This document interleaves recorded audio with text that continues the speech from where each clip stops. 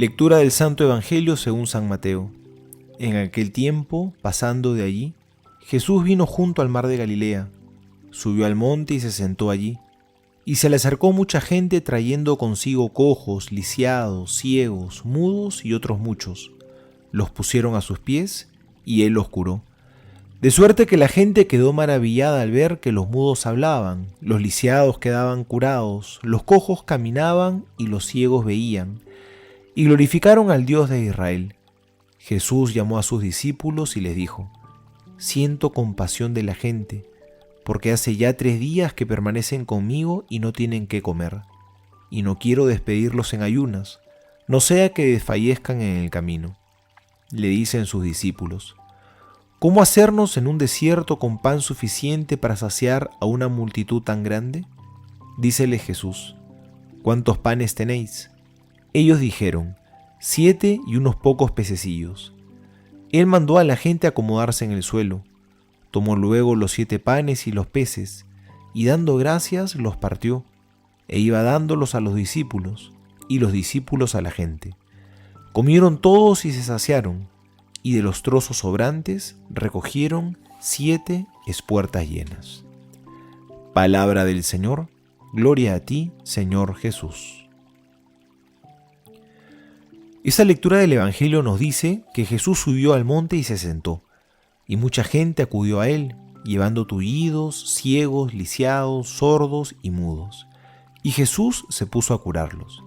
Y no solo eso, sino que nos dice también que la gente llevaba 3 días siguiéndolo y no tenían qué comer. Quizá lo primero que nos hace recordar es lo necesitados que estamos de Dios. Las enfermedades físicas de estos hombres y el estómago vacío quizás son muy evidentes, pero nos tiene que recordar que nosotros también estamos necesitados y hambrientos, pero hambrientos de Dios, que solos no podemos, nos equivocamos, que necesitamos de su perdón, su misericordia, de su gracia para ser mejores. Necesitamos que Dios nos cure y nos alimente. Y el segundo elemento importante es que no somos solo nosotros que andamos hambrientos de Dios, es también Dios que está hambriento de encontrarse con nosotros y sale en nuestra búsqueda como un buen pastor. Recordémoslo de manera especial ahora que celebramos el Adviento, es decir, la venida del Señor. No somos nosotros quienes lo conquistamos, es Dios más bien quien se acerca, quien se muestra y viene a nosotros haciéndose niño. Por lo tanto, no nos endurezcamos. Dejemos que Jesús entre en nuestras vidas en esta Navidad. Soy el Padre Juan José Paniagua y les doy a todos mi bendición en el nombre del Padre y del Hijo y del Espíritu Santo. Amén.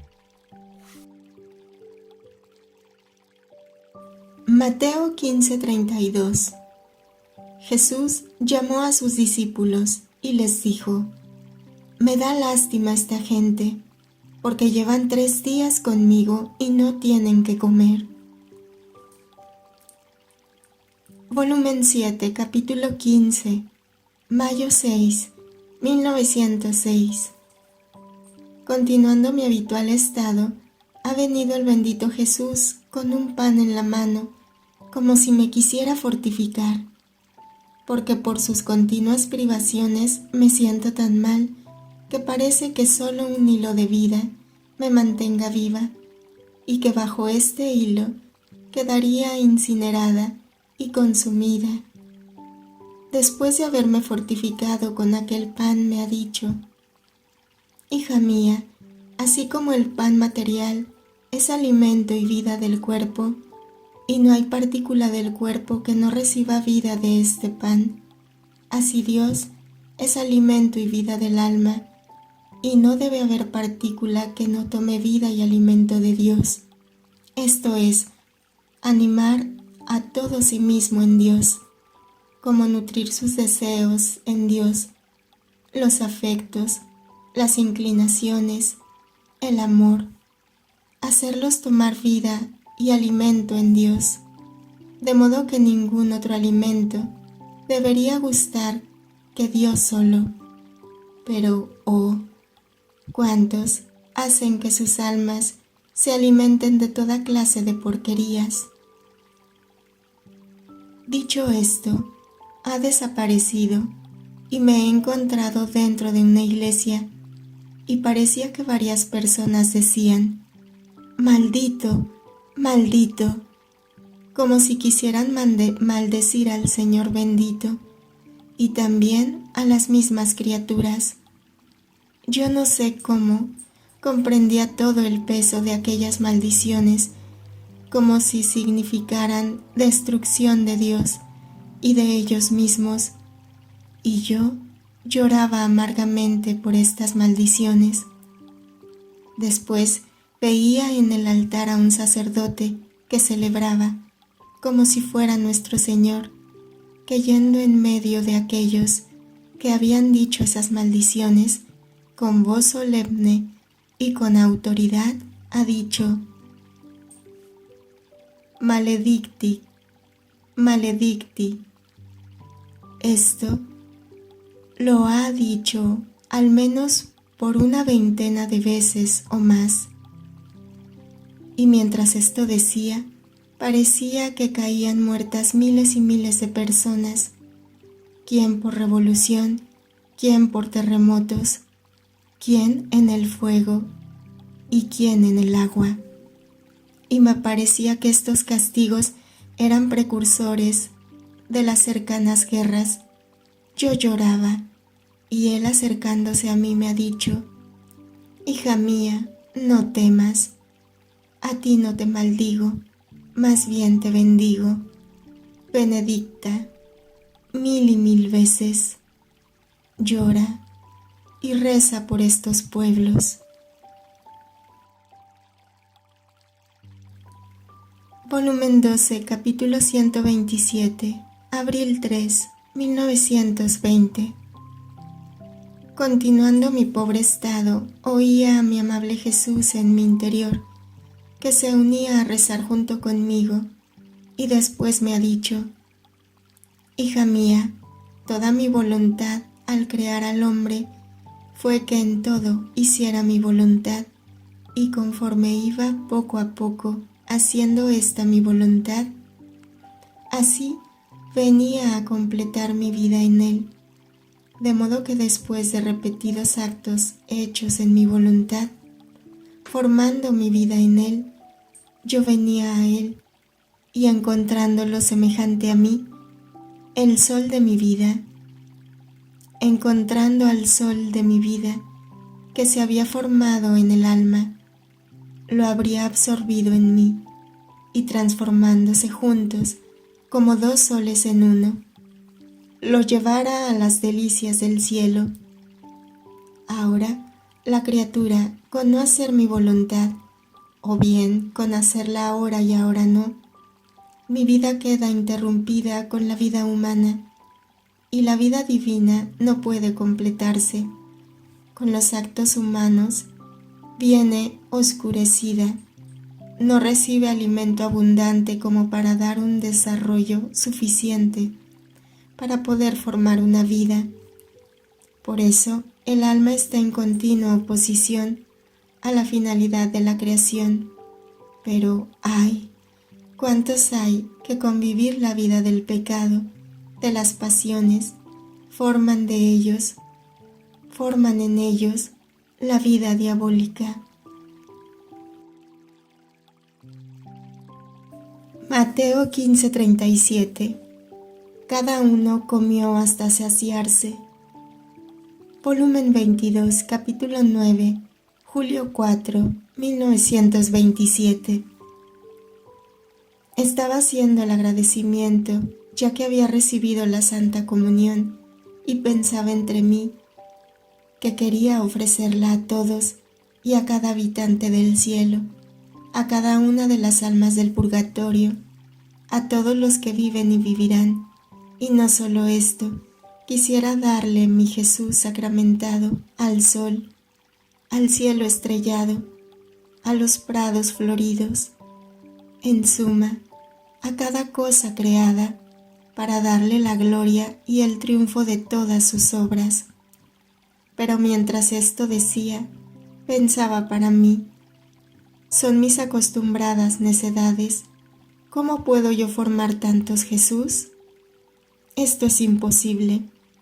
y mi amado Jesús, moviéndose en mi interior, me ha dicho: hija mía, así como en la hostia sacramental están los pequeños accidentes del pan y dentro de ellos se esconde tu Jesús vivo y verdadero, y tantos Jesús por cuantas hostias hay, así en el alma están los accidentes de la voluntad humana, no sujetos a consumirse como los accidentes de mi vida sacramental.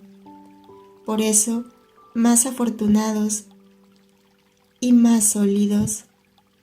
Y así como la vida eucarística se multiplica en las hostias, así mi voluntad divina multiplica mi vida en cada acto de voluntad humana, la cual, más que accidente, se presenta a la multiplicación de mi vida.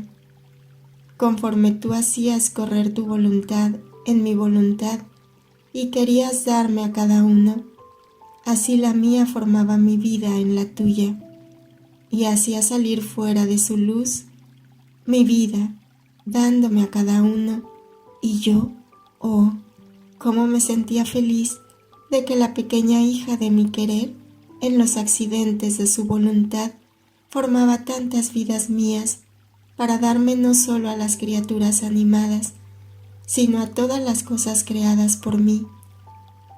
Entonces yo me sentía, conforme multiplicaba mi vida, que me constituía rey de todos, rey del sol, rey del mar, rey de las flores, rey de las estrellas, del cielo, en suma de todo. Hija mía, quien vive en mi voluntad tiene en sí el manantial de la fuente de los sacramentos y puede multiplicarme cuanto quiera y como quiera. Yo he quedado con dudas sobre la última frase escrita arriba, y mi amado Jesús ha agregado: hija mía, los sacramentos salieron de mi voluntad como tantas fuentecitas. Las saqué fuera de ella, reservándose en ella el manantial del cual recibe continuamente cada fuente los bienes y los frutos que cada una contiene, y actúan según las disposiciones de quien los recibe. Así que por falta de disposiciones de parte de las criaturas, las fuentes de los sacramentos no producen los grandes bienes que contienen. Muchas veces arrojan agua y las criaturas no quedan lavadas. Otras veces consagran imprimiendo un carácter divino e incancelables.